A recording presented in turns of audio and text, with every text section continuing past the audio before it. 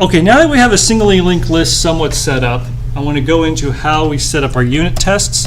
And doing the time to sit down and do your unit tests correctly will help you in the long run when doing your labs, and especially your projects, especially your project. I even said it twice. All right. So,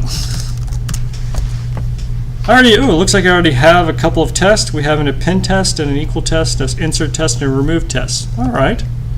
Well, let me jump back to our code.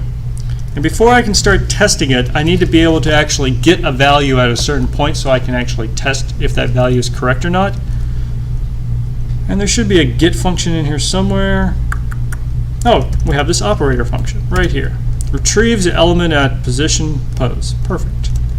So let's go ahead and implement that. That way we can actually do some testing. Let me copy the whole thing. And we got template, class T, on the operator. Perfect. If I wanted to get the 0th element or whatever, how would I go about doing that? 0, the first element? Yeah, the first element, the second element, the first element, the second, the third, so forth and so on. How would I go about getting that? Creating a rover. A rover, all right. Good, we're finding a pattern. Where does rover start? Yeah, all right. And the first one after that head. So position is telling us which one to get. So that's hopefully going to tell us how many times we need to increment rover. So, So it still works like array indexes because this was going to. oh. But it's going to be, this is where we're going to show you why linked lists are very slow. This is a feature of linked lists, incredibly slow. But I want to at least show it to you. So we need to increment rover pause number of times. Right, so how do we set that up? And a rover is a for A for loop. But this time, we're actually going to do it the way y'all been thinking.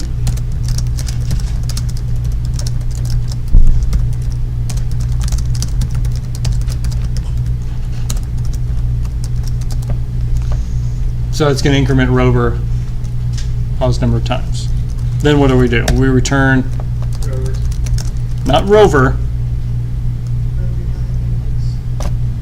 Rover.inbound. inbound.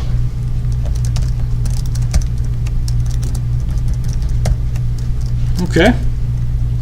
Let's see if that actually makes some sense.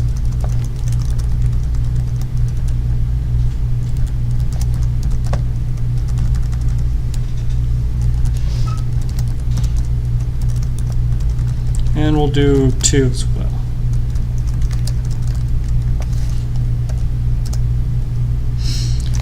So we're saying at 0 is 17 and at 2 is 32. That's good. All right.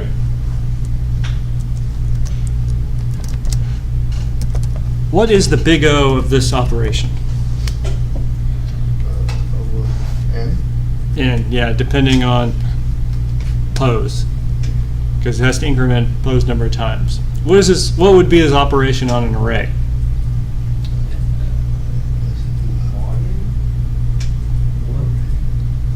What was that? 1. It just jumps straight to it. So this is an example of where an array is a whole lot faster than a linked list. But a linked list is giving you the ability to increase in size and decrease based on your data dynamically. So that's a huge trade-off. Is it better to have the maneuverability to jump to an array index like you can in arrays? It depends on the problem you're solving. Because if you only need to look at the beginning of a linked list at all the time, or a linked list of, so you only need to look at the beginning or the top of something, a linked list is probably your best implementation. But if you need to dynamic or randomly jump from position to position, arrays are going to give you better features. Now, we haven't gone into other advanced data structures. We're going to talk about how you can combine the two.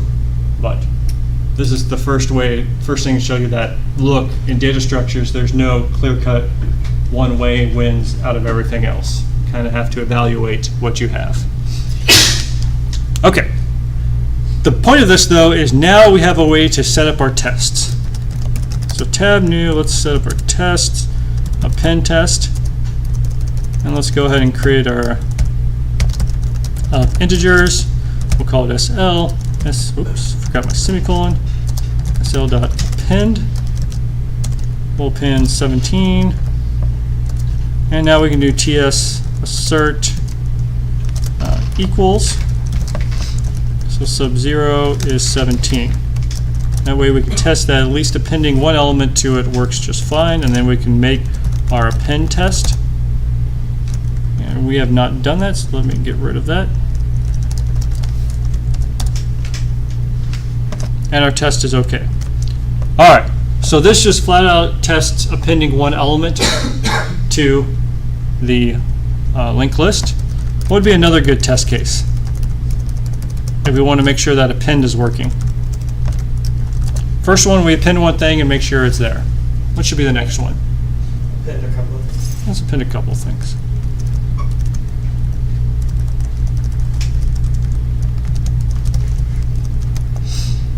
Which one should we test? 3. And that one should be 27. All right. Oh, good. That looks like it's working. What else could we test? What other evil thing would your professor do? No. Null. Okay.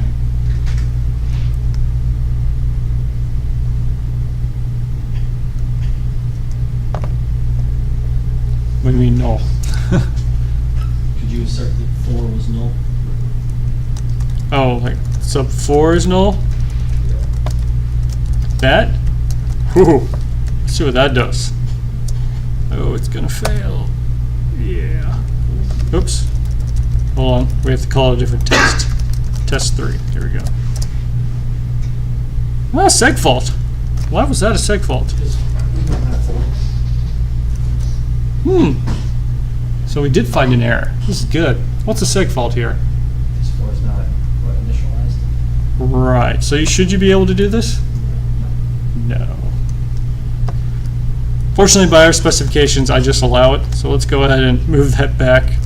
Another good test would be if you have an empty one, and then if we have a for loop int I equals 0, I is less than 100, I plus plus, and we'll just append I plus 100. Just add a bunch of it.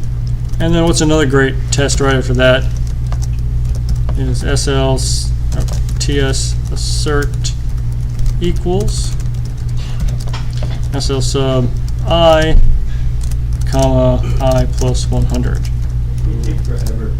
It's probably going to take forever, isn't it? Maybe. No. No. I mean, if we bump this up to 10,000, yeah, that'd probably start taking a long time. But this won't be too bad. Okay. Let's do it. Let's do it. You just want to see the numbers? Yeah. All right.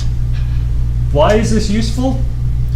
Well, now, notice before we had a make file where we were just doing a bunch of different little tests. Now you actually have a separate file that contains all the tests. You actually are testing each individual thing, one of just appending one thing, a couple of things, and then testing a full suite of all the appends. And now you can leave this file to the side and use your main file to do whatever else you want. Please do it this way. Once you have some good tests, put them into a unit test so you can save them, because as you make changes to your advanced data structures, your old errors are going to come back to you. They're not going to come back when I talk about it up here, because I know what to look out for and what to correct. But when you're doing it, that's not going to happen. All right.